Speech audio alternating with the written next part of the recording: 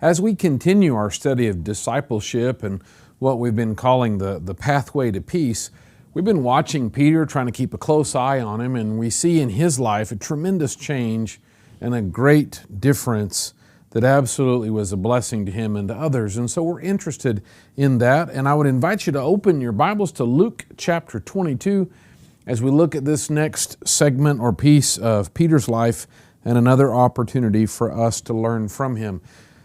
So to be a disciple is to be a follower of Jesus, to move from who we were naturally to who we become in Christ. We've talked about how there is a calling that is necessary, that Jesus calls Simon to become Peter, and the man in transition is known as Simon Peter. And it was this moment in Luke chapter 5 when Simon realized how powerful Jesus was, but how holy Jesus was, and while he was a sinful man. We've also noticed from John chapter 6, where Peter's the one who says, "To whom shall we go? You have the words of life." When Jesus talked about the need to eat his flesh and drink his blood, this necessity for fusion, that he would live in us and that we would live in him. Even as he would say later in the Gospel of John in chapter 17 that I and the Father are one, we're called to live into community with God, a type of fusion or connection. And then we noticed in Matthew 16, this is where Jesus renames Simon to Peter. Now, he mentions it to Simon the first time in John chapter 1, but it would be in Matthew 16 that he would talk more about that and about how his name means rock, and about how on the truth of what Peter believed, that Jesus was the Christ, the Son of the living God, that Jesus would establish his church in the gates of Hades, that even death itself could not withstand the church that's on the offensive.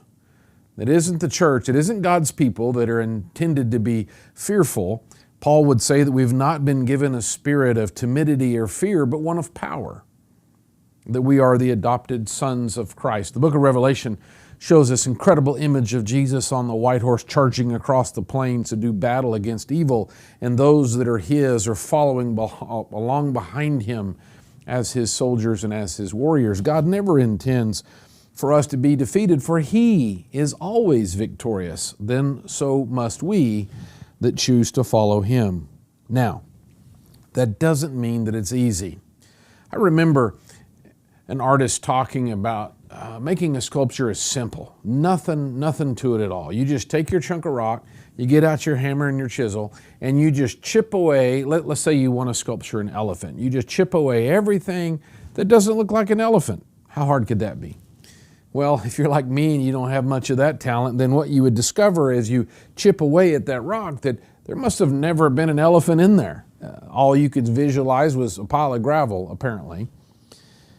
But the application that stuck with me in that illustration that I heard years ago is that that's what Jesus does, is we're this block, and it's his intent that we would be sculpted to be like him, that we would look like him. So he's going to chip away those things that don't look like him to reveal Christ within us, to reveal the Peter that's within Simon, to reveal the Paul that was within Saul, another man who experienced a name change that represented his growth. But when you think about that kind of change, if you're the rock and here comes a guy with a hammer and a chisel, that doesn't sound comfortable. This discipleship path can be painful, and is going to be, at least in some manner, painful. Jesus used the language that if we're going to follow him, we've got to take up our cross daily, denying ourselves, and follow him. And the image of the cross is one of crucifixion, is one of pain and one of shame. So this idea of discipleship is not always easy, nor is it simple. In fact, here's how Jesus describes it, that we will be sifted. So the sifting process, you put a rough material in some sort of sifting device. It might be, in this case, if it's flour, then you've got a fine screen. I remember trying to do a concrete project in Panama, and the sand that was brought for us to mix in with the cement to lay block was straight from the beach, and it had in it seashells, which doesn't work very well if you're trying to do mortar, because it's a chunky kind of thing and then your blocks don't set right. And what was common practice is to use this 2x4 frame with some wire across it, and you poured the sand in it and you shook it.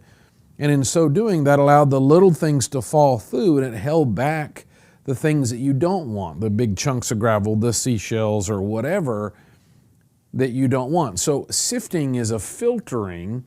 It is a distinguishing, a separating process whereby you keep what you want and you discard what you don't. To be a disciple is to allow Jesus to do just that with us, with all of us, every part of us, every part of our life.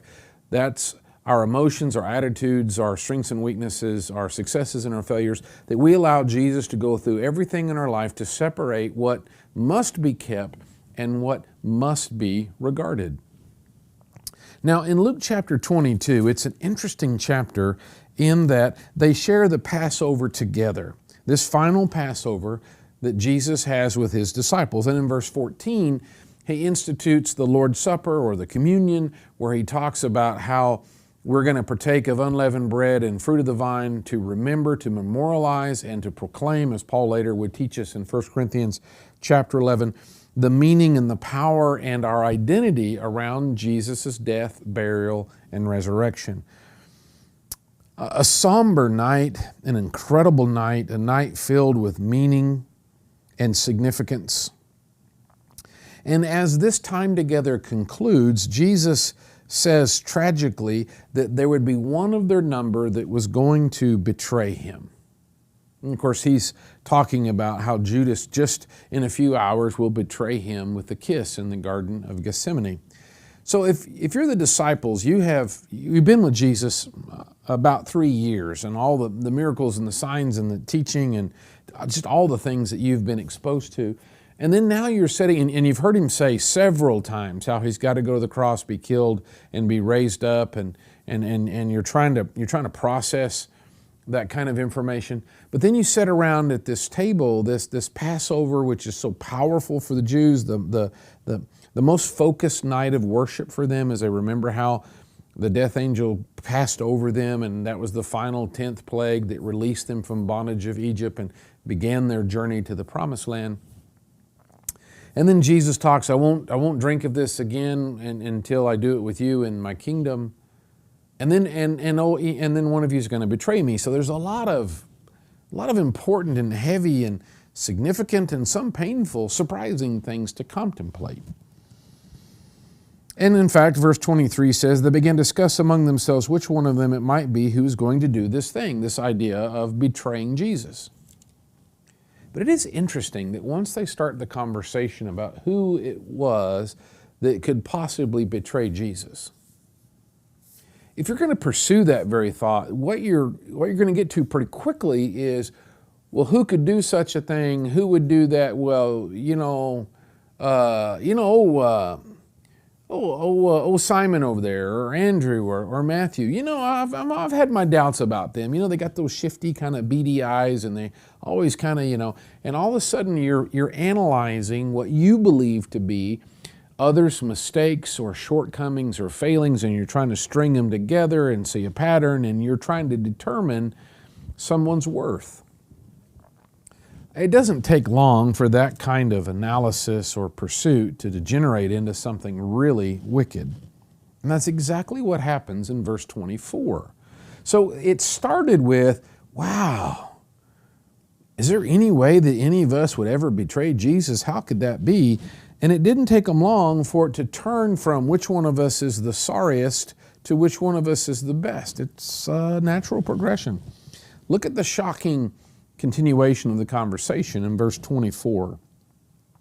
And there arose also a dispute. So not just an observation, but a good, energized, spirited debate and disagreement about this topic. What topic would be so important that you would get this into it when you've been talking about who would betray Jesus? Well, and there arose also a dispute among them as to which one of them was regarded to be the greatest. Oh, this is a favorite theme. Well, not just of them. Does this sound vaguely familiar? Do we spend time comparing ourselves, either who's worse or who's better?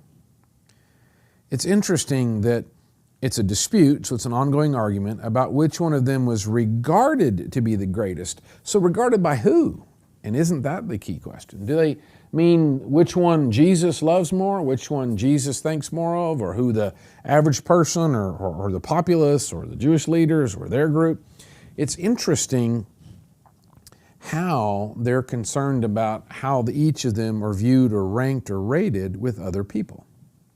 Now, Jesus breaks into this fruitless conversation in verse 25, and he says, "The kings of the Gentiles lord it over them, and those who have authority over them are called benefactors."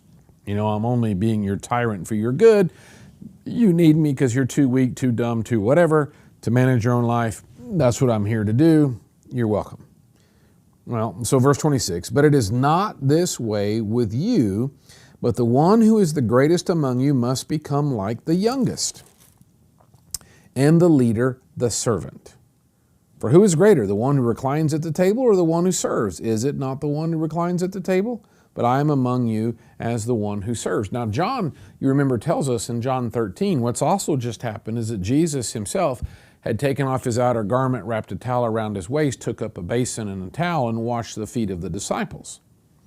And you remember how Peter struggles with that. We'll get into that particular text next time. But when he says, "I'm among you as one who serves," their feet are still drying from the example of Jesus being the servant.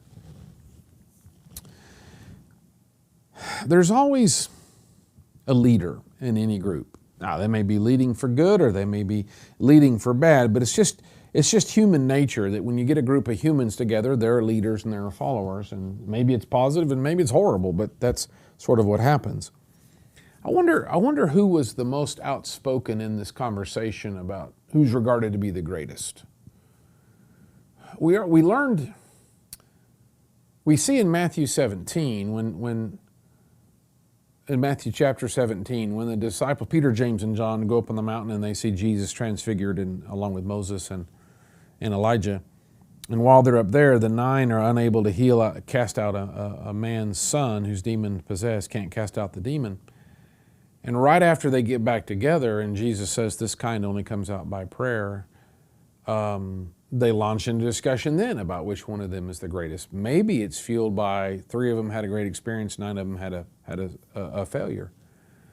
I wonder who's doing a lot of the talking, who's bringing the challenge, who's supporting this dispute versus who's trying to say, hey, you know, this isn't a healthy topic. Verse 28, Jesus says, "You are those who have stood by me in my trials. And just as my Father has granted me a kingdom, I grant you that you may eat and drink at my table in the kingdom, and you will sit in thrones judging the 12 tribes of Israel." Okay. Right after they had discussed which one of us are going to betray him and which one of us is the greatest. Totally a self-focused, self-centered conversation. And then Jesus tells them that, well, you're going to get to the other side. You're going to be in a position of responsibility and leadership. But I think it's fascinating in verse 31 that then Jesus addresses an incredibly difficult concept specifically to Peter, not to the group. I mean, the group's hearing it, they're involved, but it makes you wonder, why does Jesus turn and talk to Peter like this? In fact, the emphasis is on Simon, the natural man. In fact, he sort of doubles down on that or emphasizes verse 31, "Simon, Simon." How much pause do you suppose? Simon, Simon. It's like the whole conversation sort of stops and all the focus, the entire spotlight goes to Simon. Not to Peter, but to Simon the natural man. And says, is what Jesus says, "Behold," which is a way that the teachers taught and the way that a lot of the prophets and preachers in the Bible speak. It's a way of saying, hey, this is important. So Simon, Simon, behold. Here's an announcement, something important. Satan has demanded permission to sift you like wheat. That's amazing.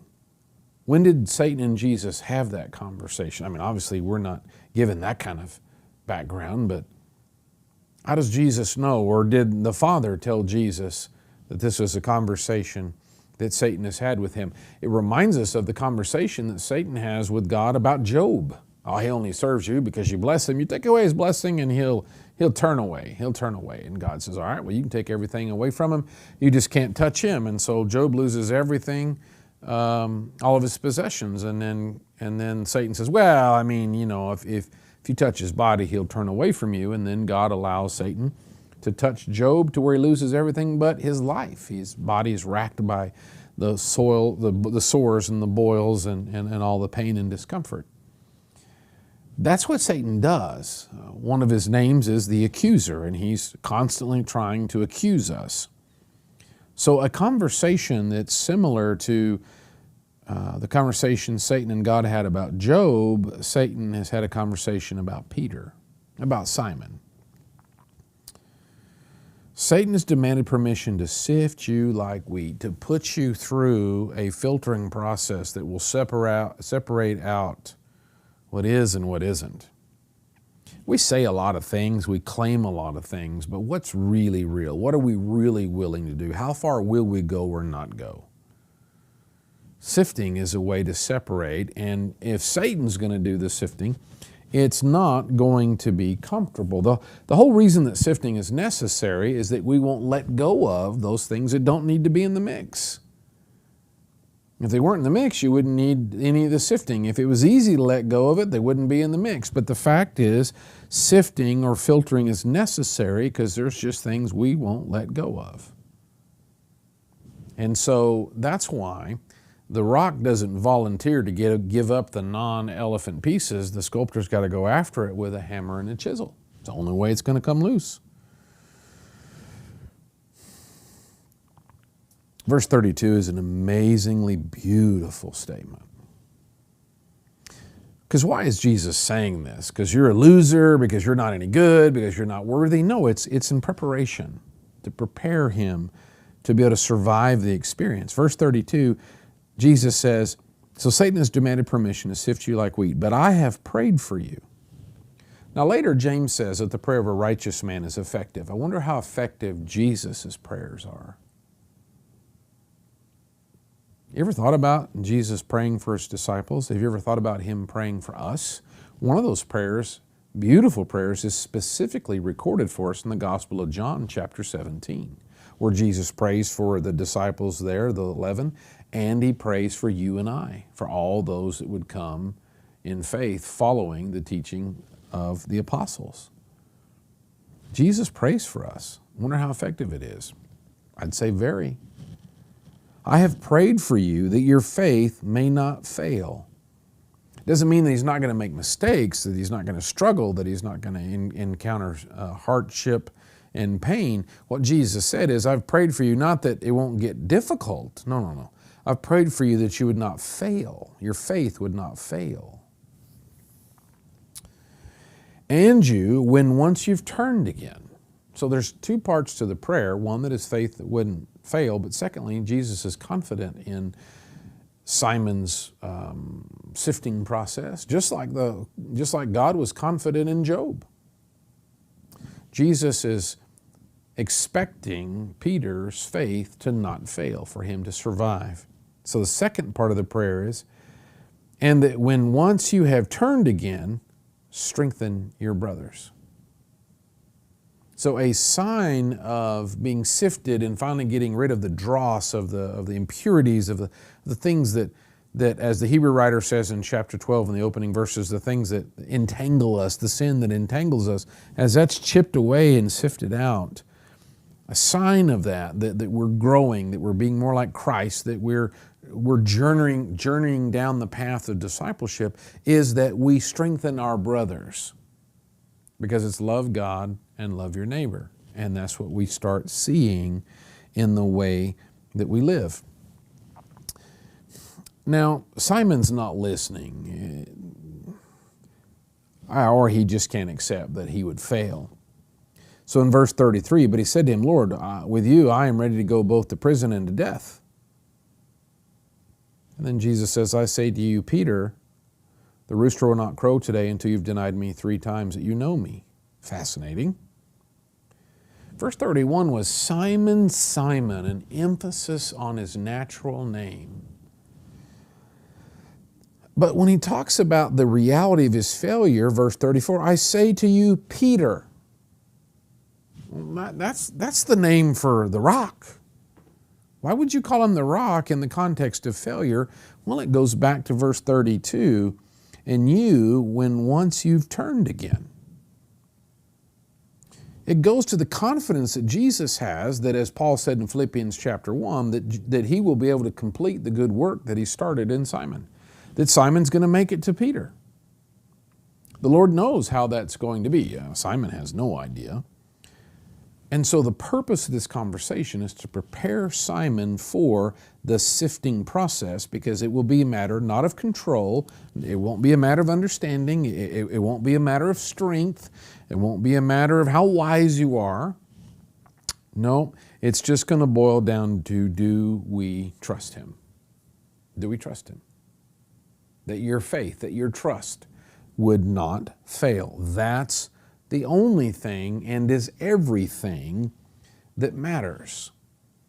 Let's look at a few examples of what this sifting looks like. Well, just in the next couple of paragraphs, we find out in verse 39 that Jesus goes out to the Mount of Olives to pray. Verse 40, he arrived at the place and he said, pray that you may not enter into temptation. And he withdrew from them about a stone's throw. He knelt down and he began to pray. Now, why is he doing this? Let's flip over to Matthew just to pick up. Matthew gives us a little bit of a detail here that helps us. In Matthew chapter 26, Matthew 26, verse 36. So Jesus came with them to a place called Gethsemane, and he said, set here while I go over there and pray. And he took with him Peter and the two sons of Zebedee, and he began to be grieved and distressed. We'll flip back in a second and find out that Jesus is sweating his drops of blood. So do you suppose that the grief and the distress that Jesus is experiencing would have been obvious? I would think so. Jesus never is grieved and distressed. He's frustrated, he's angry. When he cleanses the temple, he weeps in John 11 at the tomb of his friend Lazarus as he stands there with Mary and Martha, but grieved and distressed. And in case it wasn't obvious on his face, and surely it was, but he says in verse 38, my soul is deeply grieved to the point of death. Is Jesus a drama queen? Is he like always, speaking in hyperbole and overemphasizing things? No. So you've never heard Jesus talk like this. You've never seen him look like this. If you've never seen anyone with bloody sweat, it's not that it's never happened again. It's just very unusual, but it does happen to people today if they're in enough agony. My soul is deeply grieved to the point of death. Remain here and keep watch with me. So the one thing that he's asking is that they would help him. And they can't do anything about it. They certainly can't bear the burden of the cross. He's not asking them to. Just be here with me and just join me as we pray, even though they're not going to be literally praying together. But it means something to Jesus. It means something to us when our brothers and sisters say, I'm praying for you. It means something to those who understand faith. Well, Matthew goes on to record that they fall asleep. Peter, James, and John, they fall asleep. And Jesus finishes his prayer, goes over, wakes them up. Hey, can't you keep watch with me? He goes back and prays, comes back, they're asleep. Can't you guys stay awake? Goes back and prays and comes back. Well, get up because the one that's betraying me, he's here.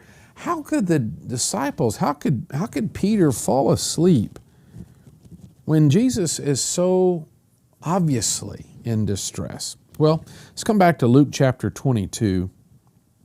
So he begins to pray in verse 40. And then in verse 43, while Jesus is praying, verse 43 says, now an angel from heaven appeared to him, strengthening him, and being in agony, he was praying very fervently, and his sweat became like drops of blood falling down upon the ground. So we're talking about sifting, and you notice how it says that an angel came and strengthened him, and so then everything's fine, he feels great, right? You notice how the text continues, and being in agony. I thought the angel came and strengthened him, so why is he still in agony? Why is he sweating his drops of blood? After all, the angel came and strengthened him. Well, imagine if the angel had not have come, because what is the burden that is looming over Jesus?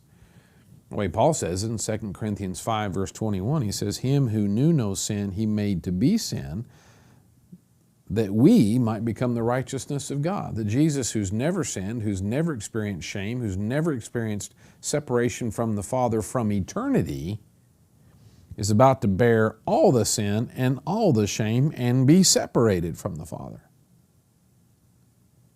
I don't even have words I don't even know how to conceptualize that burden. I can kind of imagine the cross, the scourging, the blood, the whip, the tears, the spear, the nails. But I don't even know how to conceptualize the spiritual side of that agony.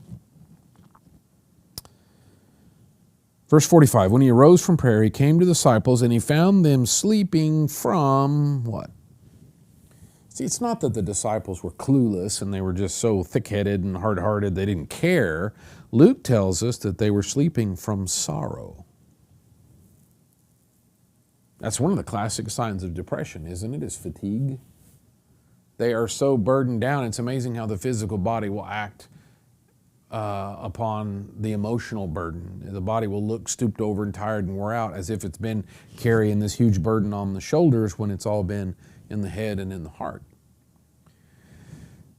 They're not able to bear up under the sorrow. Well, they only get a tiny fraction of what it is that Jesus is carrying. But it's so intense that even when an angel of God strengthens Jesus, it still hurts tremendously or still incredibly difficult. But they have a failure. After Jesus is crucified and placed in the tomb, Peter's going to go out and weep bitterly, and one of the things he's going to have is his memory.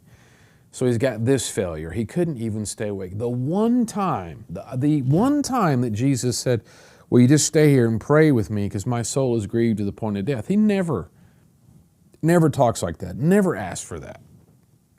And what's Peter have to remember? He blew it. While his Lord whom he loved was in deepest agony, he simply slept. He couldn't help with that burden.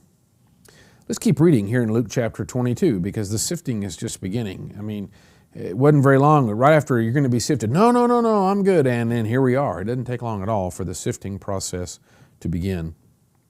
So it says, get up, pray that you not enter into temptation. Verse 47, while he's still speaking, here comes Judas, who begins to betray Jesus with a kiss. Verse 49, when those who were around him saw what was going to happen, they said, Lord, shall we strike with the sword? And one of them struck the slave of the high priest and cut off his right ear. But Jesus said, no, stop, no more of this. And he touched the ear and healed him. Now Luke says, one of them struck the slave of the high priest and cut off his right ear. Who was that? Who's the one of them? Well, flip over to John chapter 18.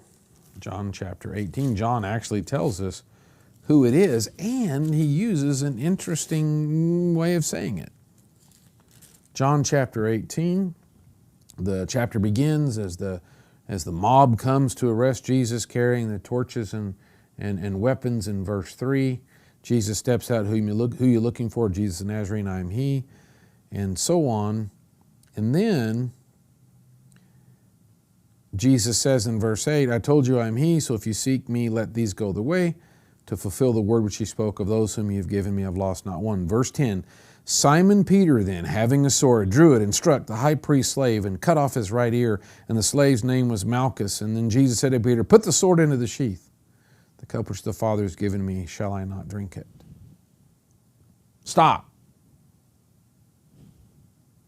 It's Peter that draws the sword, but isn't it interesting that John says, well, Simon Peter draws the sword.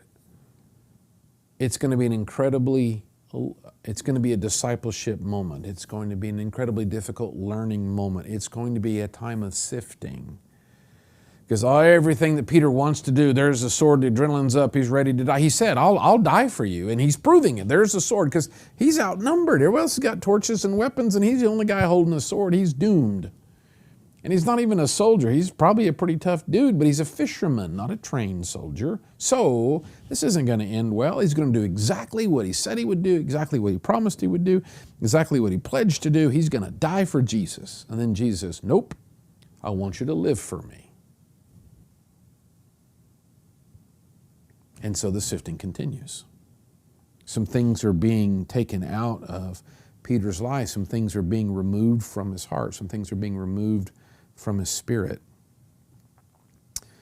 In his sifting, Simon fell asleep on the job. In his sifting, Simon was disarmed. His sword, the use of the sword, taken away from him. And in his sifting, Simon will be defeated.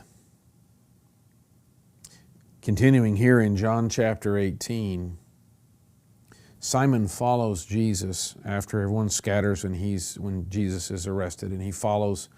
In verse 15, John says, Simon Peter was following Jesus, which is literally what the word disciple means, a follower. So he's following Jesus on a dark and terrible night. He's not as close to Jesus as he needs to be, but he's still following him, but at a distance. There's some things that still need to be removed in the sifting. And in verse 17, there's a slave girl that came to the door and said, you're not also one of this man's disciples, one of his followers. Are you following him? And Peter says, no. And of course, you know, this happens 3 times. In verse 25, now Simon Peter was standing and warming himself, and someone said, you're not also one of his disciples. I'm not. And one of the slaves of the high priest, who was a relative of the one whose ear Peter cut off. That's interesting. But you see, I see that either John's being fast and loose and inconsistent with names, or I would suggest, as inspired by the Holy Spirit, this is intentional. Because verse 26 says, one of the slaves of the high priest being a relative of the one whose ear Peter cut off. If he's calling him Peter in verse 26, why does he call him Simon Peter in verse 25? We've talked about the name Simon Peter might be for the man in transition. We could also say it's the man being sifted, because sifting is a transition from a collection of pure and impure to just pure, a transition, a sifting. Did I not see you in the garden with him? And Peter then denied it again, and immediately a rooster crowed. And then Peter ends up being the exact failure, or failed in the exact way that Jesus said he would.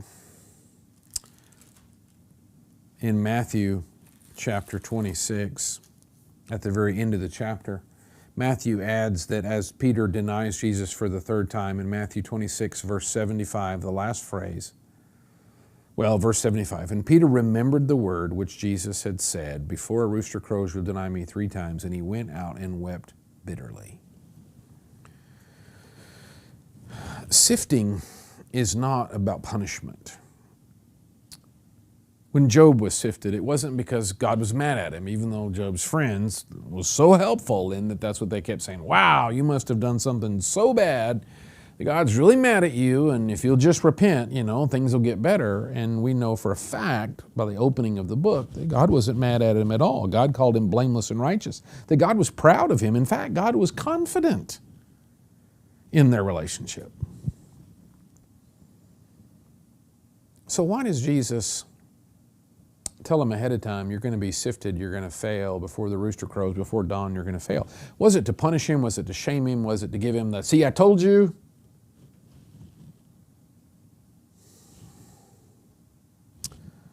No. Let's take a quick look in the Gospel of Luke and notice just a small, but I think an incredibly important detail. Jesus is arrested in Luke 22, as we talked about the sifting. Jesus is arrested, and then this is verse 54 and following, and then Peter denies that he knows Jesus or that he's a follower on 3 times, just like Jesus said. The end of verse 60, immediately while he was still speaking, that is, still denying Jesus, a rooster crowed. Verse 61 says, the Lord turned and looked at Peter. If I were to hand you a canvas and a paintbrush, and if I said to you, I want you to paint the look on Jesus' face when he turns and looks at Peter. So go ahead and paint that expression in your mind right now. Paint the look on Jesus' face. I'll give you a second. Paint that face that Peter said, I don't know him. And in that moment, the rooster crows. And as Peter remembers what Jesus had just said, he looks eye to eye. That Jesus, as he's crossing the courtyard in the middle of all this ridiculous trial among the high priest and Herod and all that, that there's a moment where they're near each other. And just as Peter gets out the third and final denial and failure, Jesus turns and looks at him. He intentionally looks at Peter. What's the look? Paint his eyebrows, his facial expression, his lips. Are they tight? His jaw, is it clenched? But most importantly, paint his eyes. What's the look in Jesus' eyes? Now, friends, I want to tell you that the way you paint that portrait is a matter of life and death. Judas betrays Jesus and in great despair hangs himself. After this failure of Peter, look at verse 62. Peter went out and wept bitterly. Peter is at great risk here. He is swallowed up in great despair and great shame and great pain. Because he's one, even if everyone else, I'll never deny you, I'll die first. And he drew the sword to prove it. He was going to go down fighting. And Jesus said, no, you will not die for me today. You must live for me today. And Peter couldn't do it. Couldn't do it. But he still followed Jesus at a distance. And now he walks away out in the dark. He is at great risk to truly fail. But now you remember Jesus said, but I've prayed for you that your faith would not fail. So Jesus knew that this was going to happen. If the look on Jesus' face is one of disgust or of judgment or of, see, then there wouldn't be the verse 32, but I have prayed for you that your faith would not fail, and that when you've turned again, because I know you're going to go out in the dark, but when you turn again, that you will strengthen your brothers. And we'll find Peter later in the upper room with everybody else. He doesn't stay alone. He comes back. It had to have been a look of compassion. It had to have been, it's going to be okay. It's going to be okay. You'll be all right.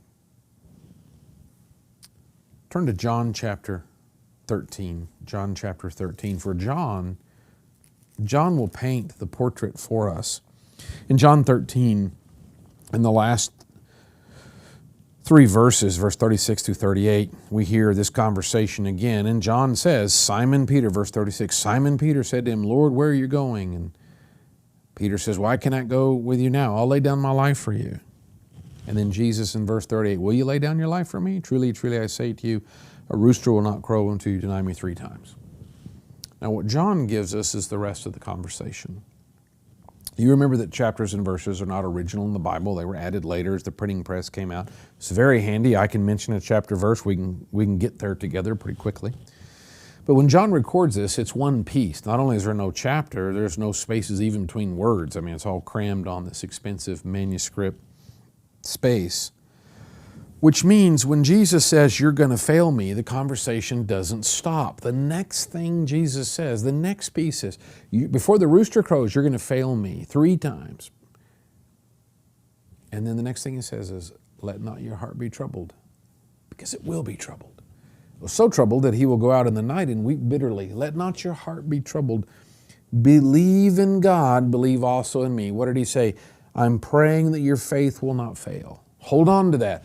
When you don't understand, when you don't like it, when it's no fun at all, when everything hurts, that's when you hold on. That's when you believe. That's when you trust. When there's nothing else to hold on to, you hold on to the fact that we believe in who God is, who Jesus is. Verse 2, in my Father's house are many dwelling places. If it were not so, I would have told you.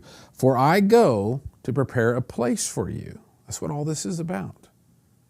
For all their confusion that the Messiah is going to throw out the Romans and he'll be in charge again and all that, it's not about earthly kingdom. It's about Jesus preparing a place for us in our Father's house. For I go to prepare a place for you. If I go and prepare a place for you, I will come again and receive you to myself, that where I am, there you may be also. That's the reason for all this, is God's desperate desire for us to be with Him. So intense that He will offer His Son gladly in exchange for our redemption. To be sifted like wheat, for every part of us to be shaken and torn apart so that what could be kept, what needs to be kept is kept, and what needs to be discarded is discarded. It's painful. This is a part of being a disciple that's about carrying the cross. There's nothing fun about this. Job said at the end of the book, before God returns to him the physical blessings and things and family and all that he had, what Job said is, before I had heard of you with my ear, but now I've seen you with my eyes. There's a new intimacy and intensity in Job's relationship with God and his faith and his trust. And the same has happened for Peter.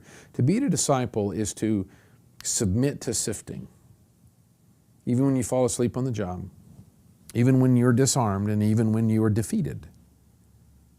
It is in the sifting that the things are chipped away and removed that so desperately need to be removed so that we could experience what Christ has for us. Simon can never become Peter without being sifted.